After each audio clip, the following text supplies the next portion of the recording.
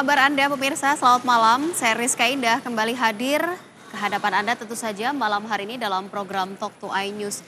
Pemirsa, kalau kita bicara terkait dengan kasus hukum yang membelit Gubernur DKI Jakarta nonaktif Basuki Cahayapurnama, tentu kita akan sepakat untuk bersama-sama mengawal sejauh mana proses hukum dari kasus dugaan penistaan agama ini akan berjalan. Dan memang hingga saat ini kasus tersebut masih terus diselidiki dan juga diperiksa oleh aparat kepolisian dan bahkan saat ini berkas sudah diserahkan kepada pihak kejaksaan. Artinya saat ini bola ada pada kejaksaan, lalu seperti apa proses hukum ini akan berjalan. Kita akan coba perbincangkan malam hari ini dalam Talk to iNews mengawal proses hukum Ahok. Tapi seperti biasa pemirsa, sebelum kami hadirkan perbincangan ya ke hadapan Anda, terlebih dahulu kami akan sampaikan beragam informasi seputar peristiwa yang terjadi sepanjang hari ini. Kami akan awali peristiwa terkait dengan bencana yang terjadi di Jember, Jawa Timur. Pemirsa, akses jalan menuju 3 kecamatan di Jember terputus karena tergenang banjir. Tidak hanya hal itu saja yang terjadi begitu ya, akibat dari adanya genangan air yang dirasa cukup tinggi, ribuan hektar lahan perkebunan pun terpaksa tidak bisa panen.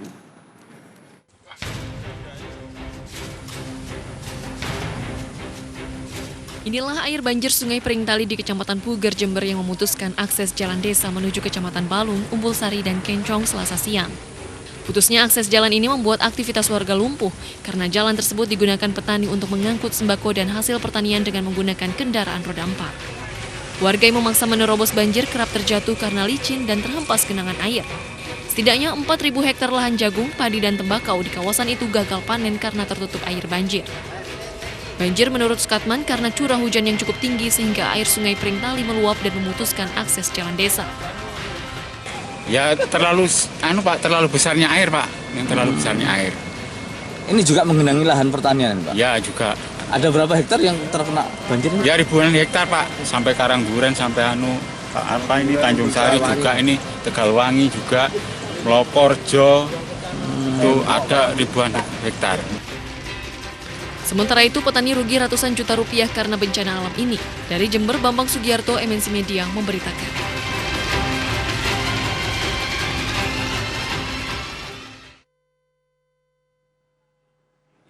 Ya, selanjutnya pemirsa kami ajak Anda untuk melihat informasi terkait dengan Pilkada Serentak 2017 langsung dari musim kampanye yang terjadi di Pilkada DKI Jakarta hingga saat ini masih terus berlangsung. Bahkan 3 pasangan calon Gubernur DKI Jakarta maupun juga Wakil Gubernur DKI Jakarta masih terus mengkampanyekan visi dan misi kepada warga DKI Jakarta. Kami hadirkan informasinya untuk Anda.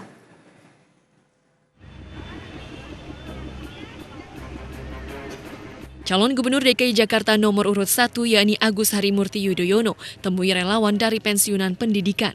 Para pensiunan pendidikan menitipkan harapan besar kepada Agus jika dirinya terpilih menjadi Gubernur DKI Jakarta. Agus juga menyampaikan saat ini para pensiunan pendidikan kurang mendapat perhatian dari pemerintah. Secara khusus mereka juga berharap agar saya ataupun seorang gubernur bisa benar-benar memperhatikan kesejahteraan para pensiunan, mereka yang selama puluhan tahun sudah mengabdi, bahkan sejak zamannya Bang Ali Sadikin. Mereka menyampaikan dulu sangat diperhatikan sebagai guru dan juga pensiunan, tetapi belakangan tidak atau kurang terperhatikan. Itulah harapan besar mereka. Sementara di tempat berbeda, calon Gubernur DKI Jakarta Basuki Cahayapurnama memulai kampanye di Rumah Lembang dengan menyebutkan programnya soal penanggulangan banjir di Jakarta. Menurut Ahok, banjir saat ini lebih mudah surut dikarenakan sudah banyak dilakukan normalisasi sungai, pembangunan tanggul, dan pengelolaan sampah. Ahok berharap dengan program yang sudah dijalankan dapat menanggulangi banjir di Jakarta.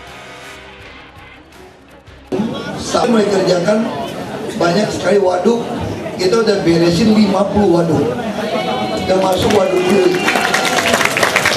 Waduk kulit itu 80 hektar. Didudukin 20 hektar, rumah itu banyak, lalu kedalaman yang bisa 45 meter tinggal 1-2 meter. Selain para calon gubernur, kali ini calon wakil gubernur Sandiaga Uno pun melakukan kampanyenya. Ditemani oleh artis cantik Helmalia Putri, Sandiaga berkunjung ke wilayah Tanjung Duren, Jakarta Barat pagi tadi. Segar. Setelah 10 bulan. Enggak, ini yang bawa KW, ini yang bawa. Terima kasih banget KW. Mas Laja. Setelah sama Mas Laja, kebetulan teman lama, sama-sama di Gerindra dan juga aktif di APSI, Asosiasi Pedagang Pasar, tapi udah ketemu nggak lama banget ya. Terakhir kali kampanye tahun lalu, ini alhamdulillah ditemenin satu sini aja apa terusan nih? Sampai beres hari ini ya? Sampai beres, yakin? Insya Allah. Serius? Insya Allah. Oke, ada 7 titik, silakan menikmati.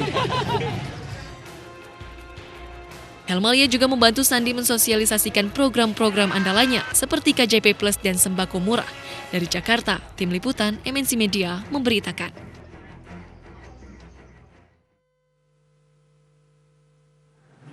Kita ke berita lain, pemirsa, terkait dengan peristiwa jatuhnya helikopter di wilayah perbatasan Malinau, Kalimantan Utara. Suasana haru menyelimuti keluarga kopilot Letu CPN Ginas Sasmita Aji di pemakaman yang berlangsung Selasa pagi tadi.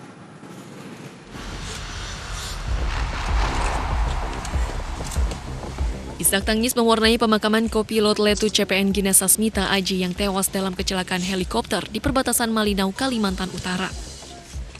Istri almarhum beserta keluarga besar tak kuasa menahan haru melepas anggota keluarga mereka saat dimakamkan di Taman Makam Pahlawan Kusumanegara, Yogyakarta.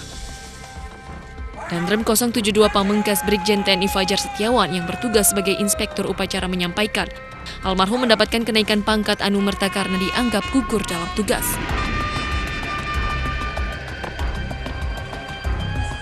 Tentunya negara pun tidak akan tinggal diam, akan memberikan beberapa penghargaan, diantaranya adalah pangkat akan diberikan pangkat kenaikan pangkat luar biasa anumerta yang saat sekarang berproses. Pimpinan TNI juga menitipkan kepada saya santunan untuk meringankan keluarga almarhum tentunya. Sebelumnya, helikopter yang ditumpangi almarhum jatuh di perbatasan Malinau, Kalimantan Utara saat sedang melakukan patroli dan membawa logistik untuk pasukan di perbatasan. Almarhum kopilot Letu CPN Ginas Sasmita Aji meninggalkan seorang istri dan seorang anak laki-laki. Dari Yogyakarta, Frans Gunanto Farhan, MNC Media, memberitakan.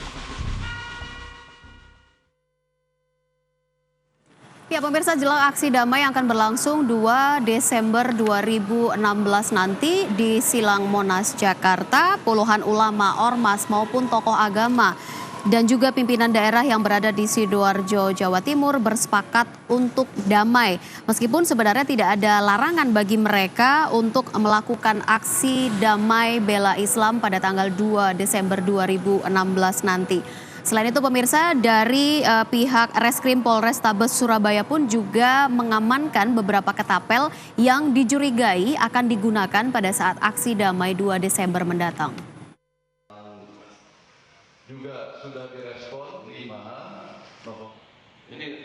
Jelang aksi demo damai yang akan digelar di Jakarta 2 Desember mendatang, kalangan ulama, ormas, tokoh agama, dan jajaran pimpinan daerah Sidoarjo sepakat untuk damai dan tidak ikut berangkat ke Jakarta.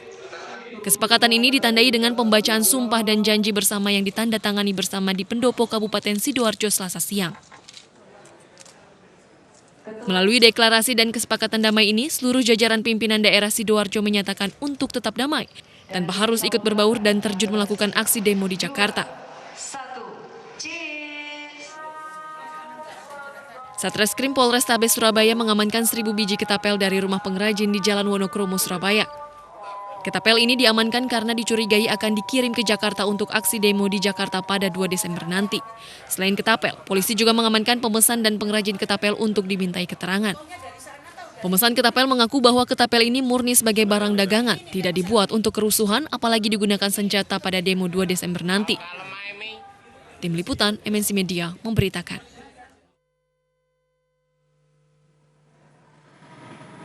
Ya, selain beberapa ormas dan juga tokoh agama pun sudah bersepakat untuk damai dalam aksi damai 2 Desember 2016 nanti, yang juga harus menjadi perhatian publik adalah terkait dengan mengawal proses hukum Ahok. Seperti apa pengawalan dan juga penyelidikan sementara hingga saat ini, kita akan bahas dalam Talk to iNews. Sesaat lagi, tetaplah bersama kami.